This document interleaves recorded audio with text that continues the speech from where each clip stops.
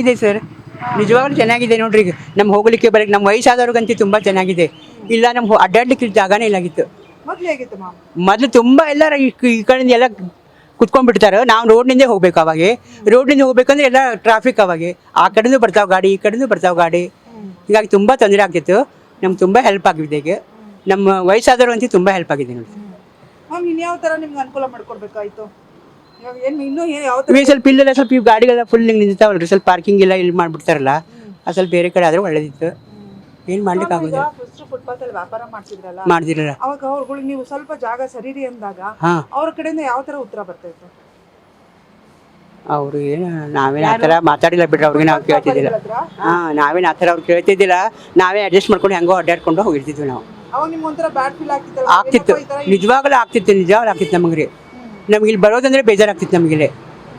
ನಾವು ಯಾವ ಥರಪ್ಪ ಇಲ್ಲಿ ಅಡ್ಡಾಡೋದು. ನಾವು ವಯಸ್ಸಾದವರು ಇಲ್ಲಿಂದ ರಿಕ್ಷಾದಲ್ಲಿ ಬರಲಿಕ್ಕೂ ಆಗೋದಿಲ್ಲ ನಮ್ಗೆ. ರಿಕ್ಷಾದಲ್ಲಿ ಬಂದರೆ ನಾವು ಇಲ್ಲಿ ಇಳಿಲೇಬೇಕು.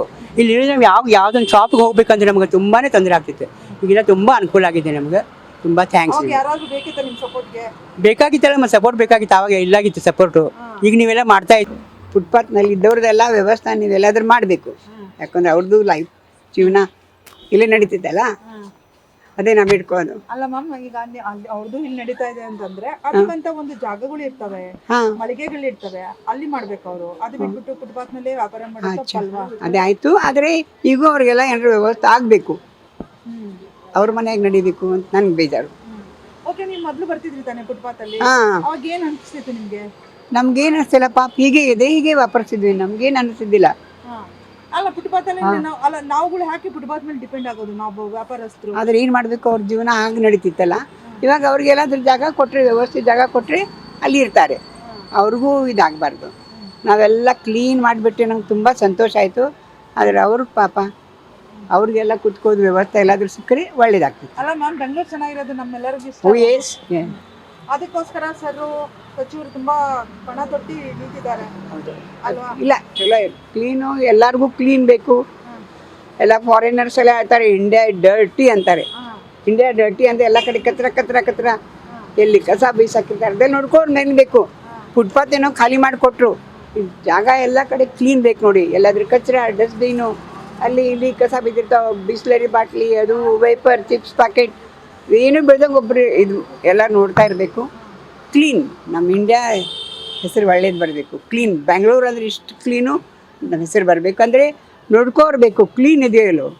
ಅದು ಫುಟ್ಪಾತ್ ನಿಮ್ಮದೆಲ್ಲ ನೀವು ಖಾಲಿ ಮಾಡಿಸಿ ಜಾಗ ಮಾಡಿದಿರಿ, ಅದರ ಸ್ವಚ್ಛತೆ ತುಂಬ ಬೇಕು. ಎಲ್ಲಿ ನಂಗೆ ಕಚರ ಕಾಣಬಾರ್ದು. ಇವಾಗ ಕಚರ ಇದೆ ಅಲ್ಲಿ ಇಲ್ಲಿ, ನೋಡ್ಕೋರಿದ್ರೆ ನೋಡ್ಕೊ ಇರಬೇಕು, ಕ್ಲೀನ್ ಆಗಬೇಕು. ನಮ್ಮ ಬೆಂಗಳೂರು ಅಂದರೆ ಎಕ್ದಮ್ ಯಾವ ಏರಿಯಾದಲ್ಲಿ ಹೋದರೂ ಕ್ಲೀನ್ ಅನ್ಬೇಕು, ಬೆಸ್ಟ್. ಓಕೆ, ಏನ್ ಹೇಳ್ತೀರಾ ಸಚಿವರಿಗೆ? ನಗರಾಭಿವೃದ್ಧಿ ಸಚಿವರಿಗೆ ಏನ್ ಹೇಳ್ತೀರಾ?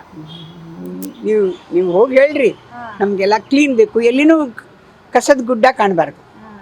ಕಸದ ಗುಡ್ಡ ಕಾಣಬಾರ್ದು. ಎಲ್ಲಿ ಬಿಸ್ಲರಿ ಬಾಟ್ಲಿ, ಚಿಪ್ಸ್ ಪ್ಯಾಕೆಟು ಉಗುಳ್ತಾ ಇರೋದು ಏನು ಬೇಡ. ಎಲ್ಲ ಕಡೆ ಕ್ಲೀನ್ ಬೇಕು. ಅವ್ರ ಮೇಲೆಲ್ಲ ಇದು ಬೇಕು, ನೋಡೋರು ಬೇಕು, ನೋಡ್ಕೊಳ್ಬೇಕು. ಕ್ಲೀನ್ ಶಿಕ್ಷೆ ಕೊಡ್ತೀವಿ ನಾವು, ದಂಡಕ್ಕೆ ಹಾಕ್ತೇವೆ ಅಂತ ಹೇಳಬೇಕು. ಯಾರು ಕಚರ ಕೊಟ್ಟರು, ಎಲ್ಲಿ ಇದು ಮಾಡಿದ್ರು ಅವನ್ನ ದಂಡ ಮಾಡ್ತೇವೆ ಅಂದ್ರೆ ಯಾರೂ ಪಾಪ ಮಾಡೋದಿಲ್ಲ. ಅಷ್ಟೇ.